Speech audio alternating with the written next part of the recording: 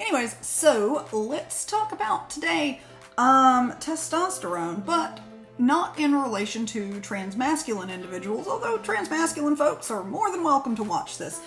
This is in regards to how testosterone is almost seen as toxic by trans feminine people. I kind of get it, kind of don't, but I'd like to talk about it because it can be quite unhealthy to view testosterone as being like a poison or negative or anything like that, because like we all need a little T and a little E, and some of us want more of the one than the other or whatever, but we need both of them to stay healthy. Testosterone and estrogen help with multiple functions in the body. Brain health. If you have too little of one of those hormones, you can experience brain fog. It's kind of like the whole COVID brain before. You see these folks that had COVID and they just it was like they didn't have ADD before, but now they do. But anyway, bone health is something else that gets supported by hormones. And usually, you'll see testosterone drop on feminizing therapy and estrogen goes up, and the estrogen that's going up is what's going to be supporting bone health and whatnot, but you still do need that little bit of T because it still does play a part there. It also, of course, plays a little part in libido. Most people are pretty familiar with that effect, but it has a lot to do with mood as well. If you have too low of either or, but if you have too low of testosterone, you can just be dragging ass, feel like crap. Your estrogen level could be, perfectly fine, but if you don't have enough T, you might not have enough get up and go. That's why you need a balance to everything. You don't need to look at one of these hormones in particular as being toxic or negative or anything in any way. It's just that you need a particular balance in your body if you're doing transitioning towards the feminine.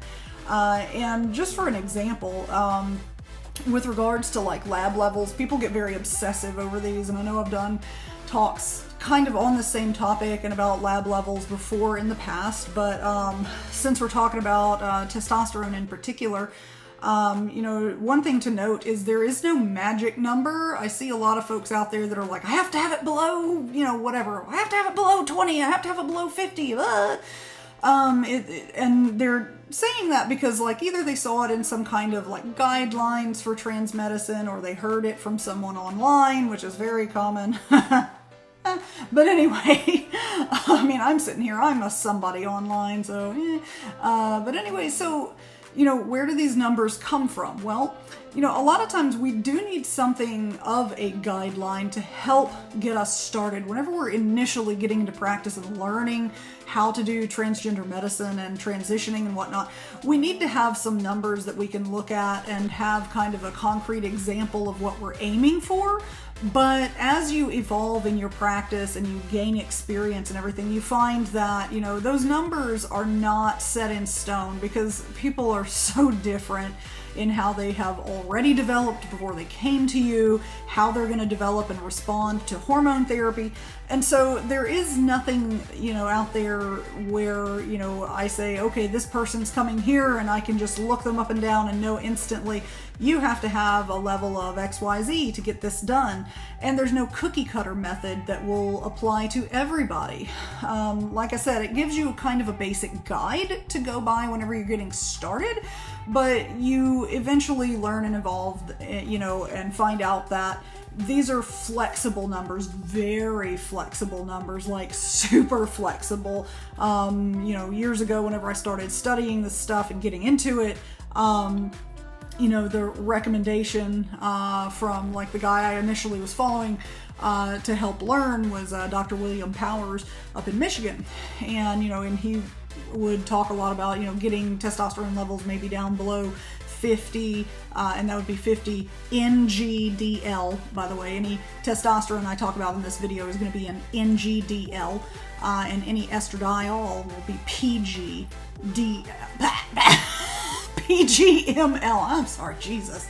Testosterone, NGDL, estradiol, PGML. Jesus. Anyways, all these measurements. Oh, the numbers. Okay. So anyway, hopefully I will have put those up on here in a graphic or something so that my misspeaking will be covered up by by the graphics and you can just read it instead of listening to my idiot self. But anyway, so he had he had recommended or had said on like a video he had recorded at some point in time, or that someone recorded of him, 50 NGDL of testosterone was a goal, for him, and it's a goal for many people, and it's usually going to be a goal that I start out with for people seeking full feminizing effects, either 50 or 100, kind of depends on how they are looking at like bottom function and stuff like that, because if you don't care about bottom function, then I might aim for lower than I would if you do care about maintaining some bottom function through the transition process. But that's a whole other video and everything. So 50 or 100 is usually my initial goal, and then we kind of base the rest off of how the patient is responding to the medication, because if you're on pills or patches or cream or injections or whatever, different people respond to the methods differently. Like I said, it's like there's just nothing that I can point to and say that's the dose and do it this often and your levels need to be this, and that and this will make this perfect picture and we don't have to change a thing. Like that's not it. Usually what we're doing is we have an initial goal and we start on the medication.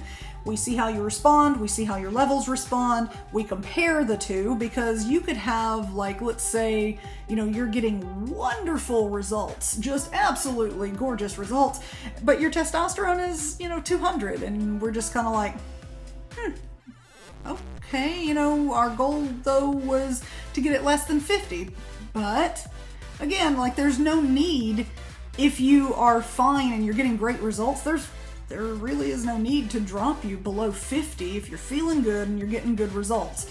But I will have people who absolutely lose their mind over the fact that they have any testosterone, let alone 200.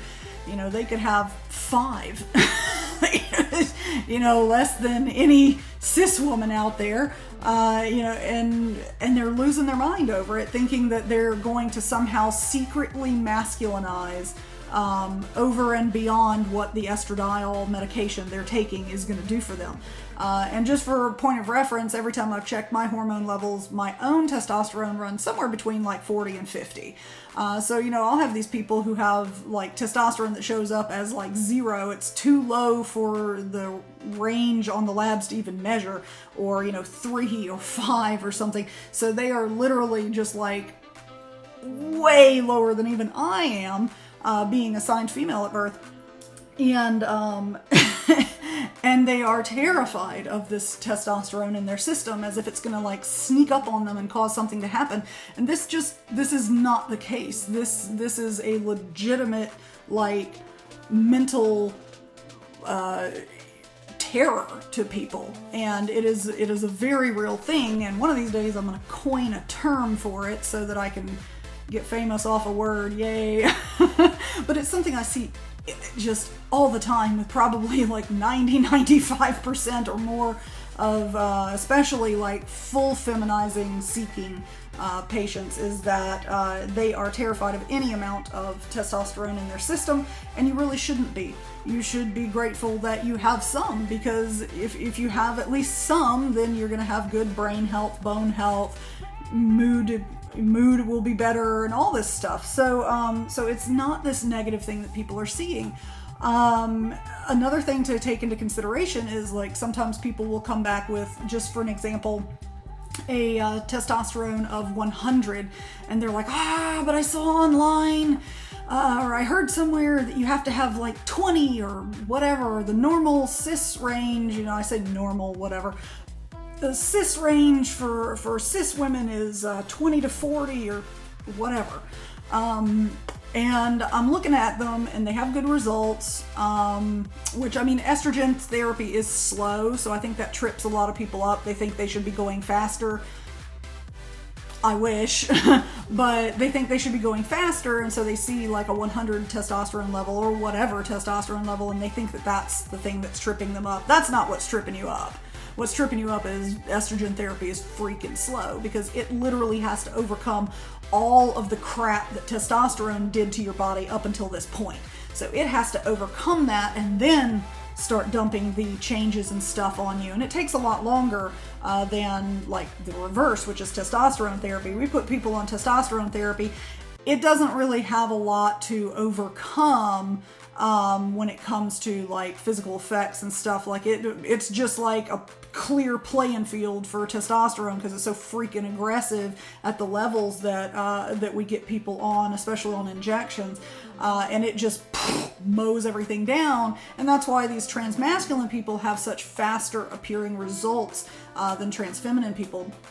But anyway, so back over here to estrogen therapy, which, like I said, it usually takes 2 to 3 times as long as testosterone therapy for full effect anyway, because of it having to overcome those hurdles that testosterone had already done to their body and then do the changes after that. I mean, it's like, how much easier would it be to landscape someone's yard who already cut down all the grass and weeded the garden and everything, and now all you have to do is come in and plant trees? Like, that's what testosterone's dealing with. If somebody already like cut the grass and weed eat, and you just got to plant the trees. Whereas it's like estrogen therapy comes in and the yard is full of like bushes and like crabgrass and crap and weeds and rocks and snails, or whatever. Anyway, I like snails. They're fine.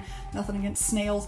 But I mean, like, estrogen comes in there and it has so much more. It has to do all of that, weed eat, cut the grass, get rid of all the crappy shrubbery and probably the snails, the poor snails. And then it can start planting the nice trees and things and doing the landscaping and everything.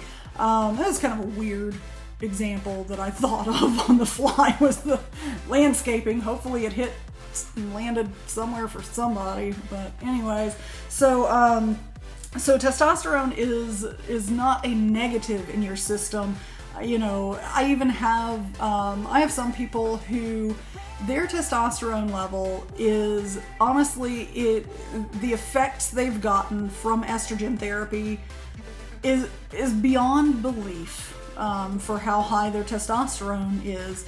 I have a couple of people in particular who wanted to do very low and slow transitional changes because they're stealth. And like, for example, one person, they have been with me probably about 4 years. They're on a very low, what I would consider like a slow non-binary dose of estradiol pill. And